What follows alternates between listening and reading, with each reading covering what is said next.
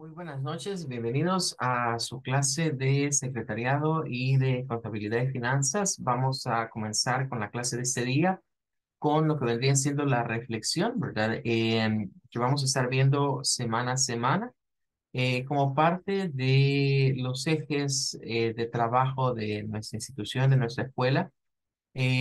Trabajamos en la parte de la tecnología informática, los negocios. Vemos también lo que vendría siendo el área que denominamos los valores y para ello compartimos estas reflexiones, ¿verdad? Bienvenida, Andrea, gracias por conectarse. También le damos la bienvenida a Edgar, ¿verdad? Que también ya se nos conectó. Vamos a iniciar con una reflexión que llevamos para cada clase. Recordemos que dentro de la parte educativa, dentro de la parte de la formación, se nos pide desarrollar tres tipos de competencias en los estudiantes. Una son las competencias cognitivas, que tienen que ver pues, precisamente con el conocer, ¿verdad? Con el conocimiento. Están las competencias procedimentales, pues como el famoso know-how que se dice en inglés, o sea, saber cómo hacer las cosas. Y luego tenemos las competencias actitudinales.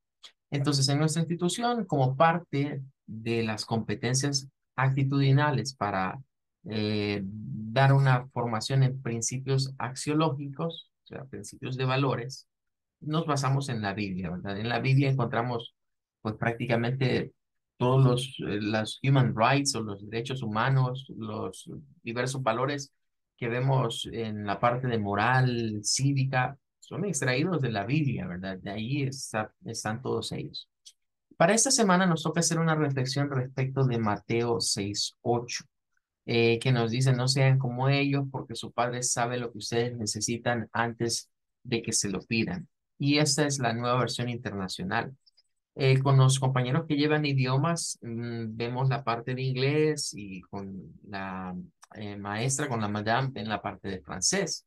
Pero es interesante meditar respecto de lo que nos dice esto. Entonces, suelo recurrir a las traducciones en inglés porque podemos encontrar ciertas perlitas en las traducciones al idioma inglés que a veces en las traducciones al español no encontramos. Es claro que la Biblia fue escrita en caso del Antiguo Testamento en hebreo arameo y el Nuevo Testamento pues está escrita en griego koineo, griego antiguo. Entonces, lo que nos llega a nosotros son traducciones o reversiones de los idiomas originales. Si uno quisiera leer el idioma original, tendría que aprender hebreo, o sea, tendría que aprender hebreo antiguo y aparte de eso tendría que aprender griego, lo cual se volvería un poco más complicado. Pero de este versículo lo que he estado compartiendo con otros grupos es esta plataforma que se llama Bible Hub. Aquí aparece las versiones, digamos, en inglés. Hay un montón, hay muchas más versiones en inglés que en español. Para la sesión de estas clases he estado compartiéndoles dos versiones, que es la New International Version y la New Living Translation. Recurro a las versiones en inglés porque, repito, tienen algunos aspectos interesantes que a veces en las versiones en español no están. Y al leer las versiones en inglés uno puede descubrir que estos autores han querido como agregar algunos asuntos adicionales que al final de cuentas, más que una traducción, se convierte en una interpretación realmente del texto original.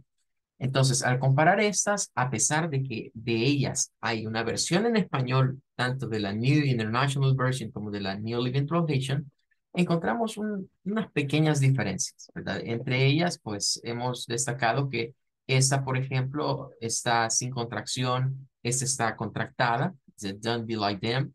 Luego tenemos una diferencia bastante grande en el término que se utiliza la palabra exactly como un adverbio y que esta otra aparte usa even y tiene por acá lo que sería este símbolo de admiración. Si comparamos estas dos versiones, lo interesante de la New Living Translation, en primer lugar, se usa la contracción, que es como para un idioma más contemporáneo. Hay versiones que no usan contracciones, eso es para mantener cierta formalidad, cierta reverencia al texto sacro, ¿verdad? Que en la Biblia. La primera parte es igual prácticamente, don't be like them. Pero luego dice, your father knows exactly. Dice, tu padre conoce exactamente what you need even before you ask him. Y esa parte de exactly se vuelve bien interesante porque es como diciéndonos, bueno, Dios en su omnisciencia sabe exactamente de lo que tenemos necesidad. Cuando vamos en oración a Él, le pedimos ciertas cosas y si bien Él sabe qué es lo que necesitamos, pero ocurre que a veces quizás cuando nos acercamos a Dios en oración le pedimos cosas que no necesitamos o más bien las necesidades nuestras quizás son caprichos. Y Dios no nos va a consentir caprichos, porque al final de cuentas, así como los padres que consienten mucho a sus hijos, saben que el hecho de consentir un capricho va a traer la consecuencia de que después el niño se va a portar mal. Lo mismo aplica para Dios. No te doy esto que me estás pidiendo porque no te conviene. Aquella famosa frase, hay que esperar la voluntad de Dios, aplica acá. A veces nos recurrimos a Él en nuestras necesidades, pero quizás no es que necesitemos eso. Más bien, quizás Dios no nos responde porque en vez de ser de bendición, va a ser de perdición lo que estamos pidiendo. Bueno, eso es la reflexión que íbamos a hacer para este día y ahora vamos a continuar con el desarrollo de la clase. Bueno, ayer estábamos hablando respecto de lo que vendrían siendo los programas con los que vamos a estar trabajando en los diplomados. Les comentaba, ¿verdad?, de que para este primer módulo, tanto el diplomado de secretariado como el diplomado de contable y finanzas vamos a estar juntos porque vamos a estar viendo, digamos, los paquetes en común entre ambos. Vamos a iniciar quizás con el paquete que a algunos les da pavor o les da miedo, que son las denominadas hojas de cálculo u hojas electrónicas. Em, Habíamos dicho respecto de ayer que habían tres, por lo menos, contemporáneas, que son las que vamos a estar revisando. Habíamos mencionado la más conocida, la más comercial por parte del fabricante Microsoft, que es Excel. Pero habíamos dicho que hay un par de alternativas que tienen la ventaja que son gratuitas, que al final de cuentas podemos hacer lo mismo que se hace en Excel.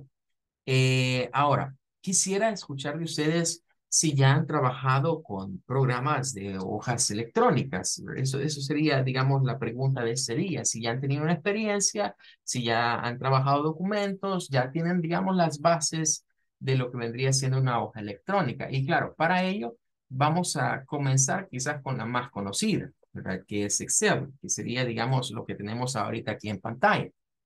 Bien, entonces les escucho. Me indica Andrea, ¿ya ha trabajado usted con documentos electrónicos, hojas de cálculo? Sí, bueno, de hecho quizás conozco lo más básico. En cuestión de funciones lógicas y eso quizás lo vi cuando estaba en bachillerato, así que sí necesitaría mucho refrescarlo. Ok, bien, excelente. Muy bueno su aporte. Eso me sirve a mí como un insumo para ir llevando, digamos, la orientación. Veamos ahora, en su caso, me indica Edgar si ya ha trabajado previamente con ellas.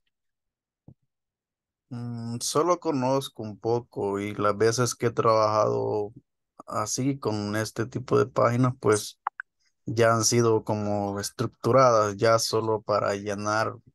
Como eh, plantillas de sí, documentos. exacto. Ok, Ya lo que es estructurar algo así más como un documento o algo así, sí, nunca. ok, excelente. Muchas gracias por su aporte. Se les agradece. Regálenme un momentito, permítanme un momentito en línea. Solo quiero atender una situación.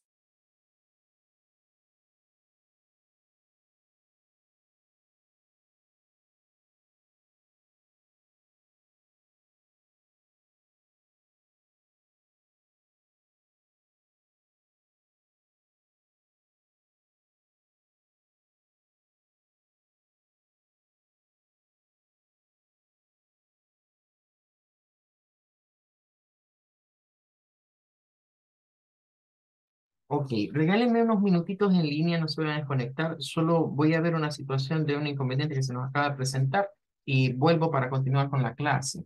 Ok, Ok, está bien. gracias, gracias.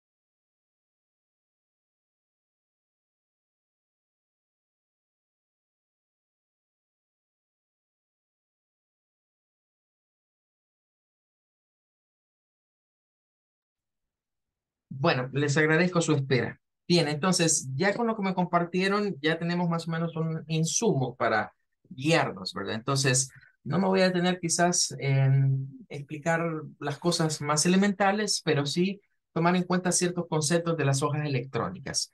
La hoja electrónica, algunos le tienen miedo, pavor, que es difícil, que cuesta y eso y lo otro, tantos mitos que hay atrás de este programa.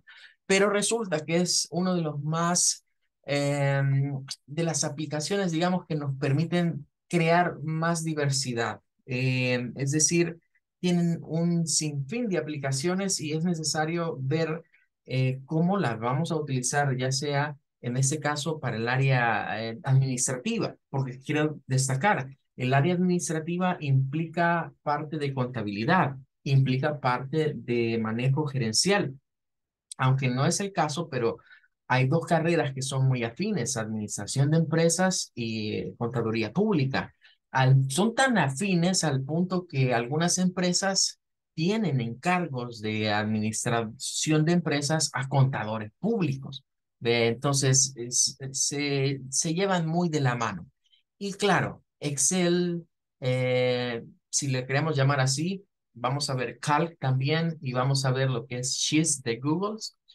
Son programas muy versátiles. El problema es que esto es igual que un pintor. Es igual que yo aprecio mucho, digamos, a las personas que hacen arte, a los que saben pintar, ¿verdad? Y hacen esos cuadros tan hermosos. Ya quisiera yo tener, digamos, esas habilidades, pero a mí solo me salen garabatos.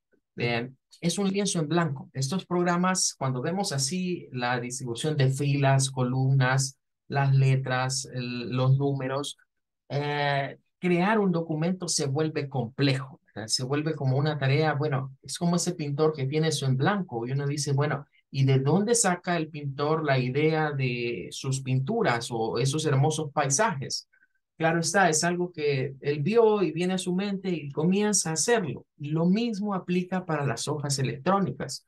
Nosotros vemos estos lienzos en blanco y vamos a comenzar a llenarlos, vamos a comenzar a aplicar documentos, vamos a ir creando documentos específicos. Por ejemplo, vamos a hacer un control de inventario. Ahí vamos a ver los tipos de controles de inventario que se pueden hacer. Vamos a ver cómo aplicar estas, como que fuesen una especie de base de datos, ¿verdad? Cómo utilizarlas para extraer información. Incluso son tan versátiles que las podemos utilizar para crear un pequeño sistema de facturas, ¿verdad? Y hacer un pequeño sistema de facturación.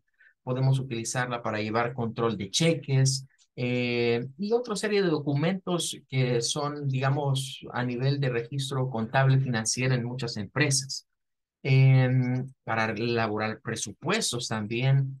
Y claro, muchos contadores, ¿verdad? La utilizan para elaborar los famosos estados financieros, ¿verdad? Es uno de los usos que tienen. Y como bien dijo Edgar, muchas veces recurrimos a plantillas, a documentos que ya están preelaborados para no complicarnos con la elaboración del mismo.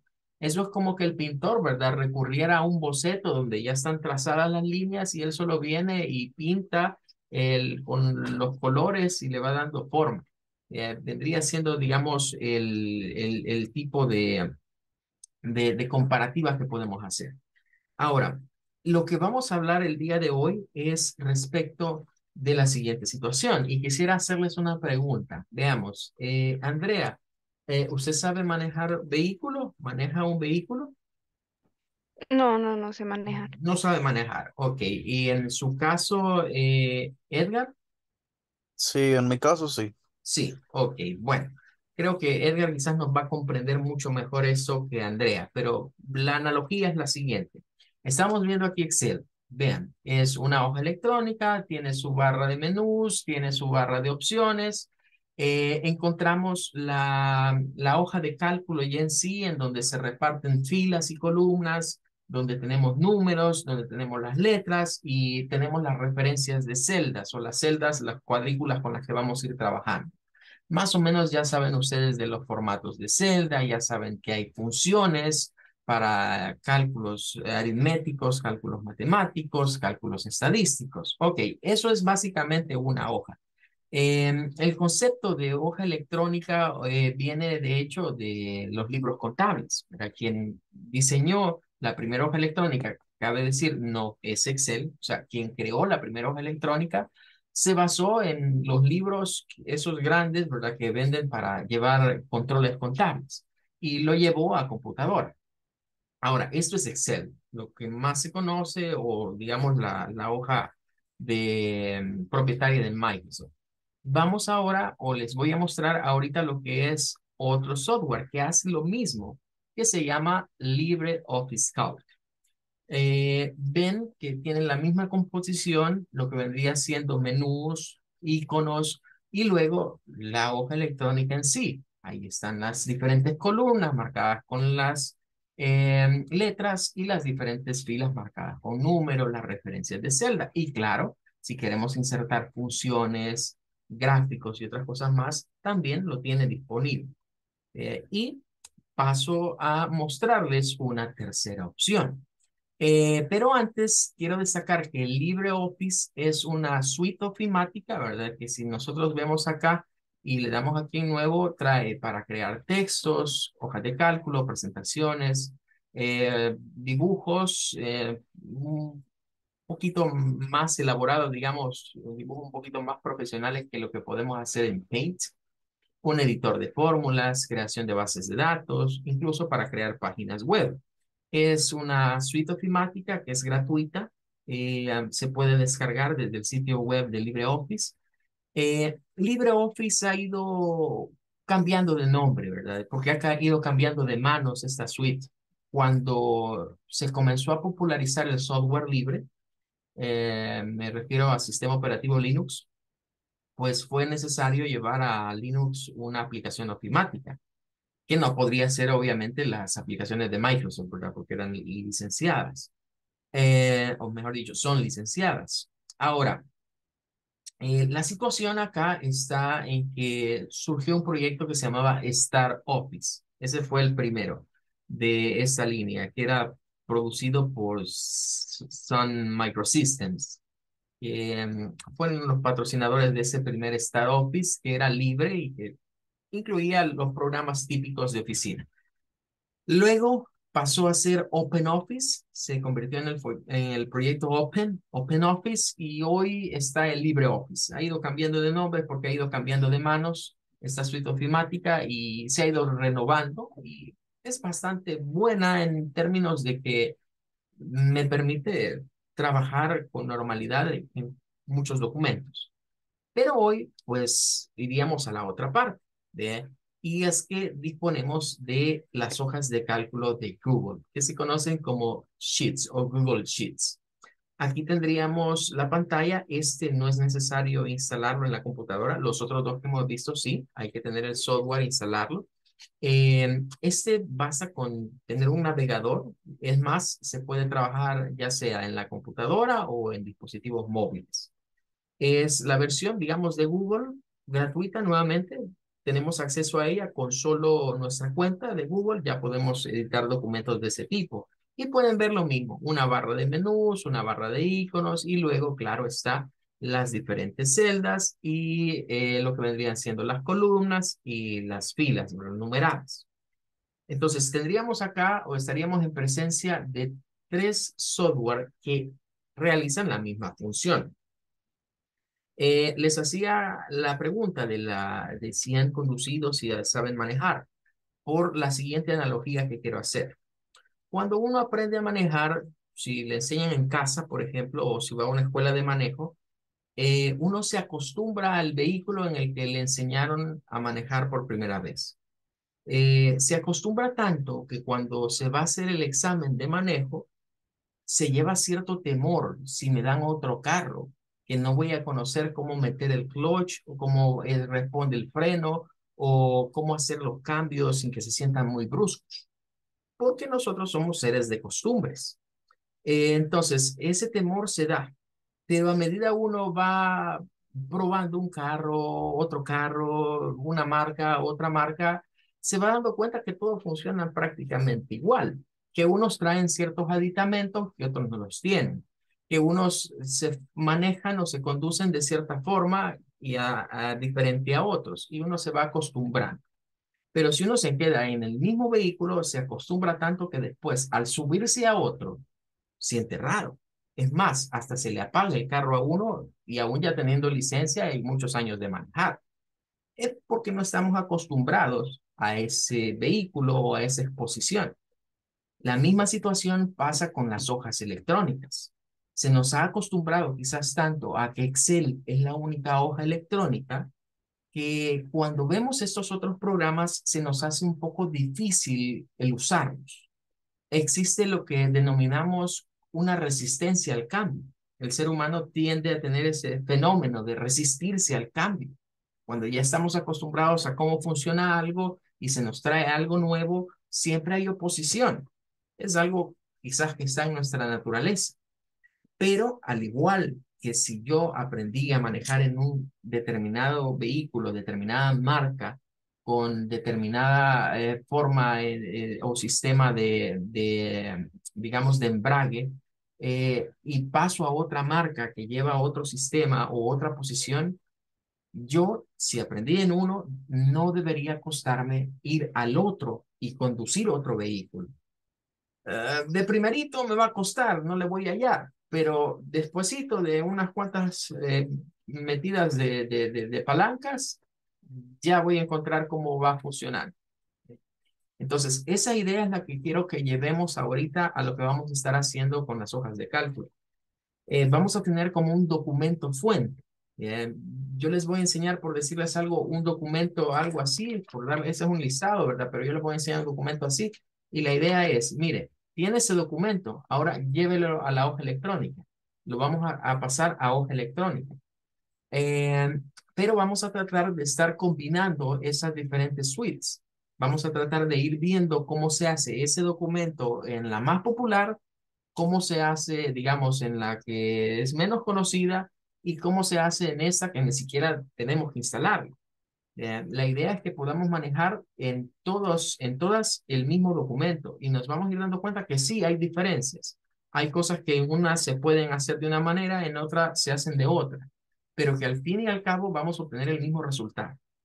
O al fin y al cabo llegaríamos a obtener un documento que de manera práctica resume lo que podríamos hacer en la otra aplicación. Detrás de eso, ¿qué es lo que se persigue? Bueno, en primer lugar, introducirles a ustedes al mundo del software libre. Esta es una escuela que desde el año de 1999, como lo expliqué en la clase de ayer, siempre se ha enfocado al software libre, a aplicaciones por las cuales no tenemos que pagar una licencia y que, claro, el uso del software libre permite que nosotros tengamos menos uso de programas piratas también, o sea, contribuye a bajar los índices de piratería. Lo comercial no siempre es lo mejor.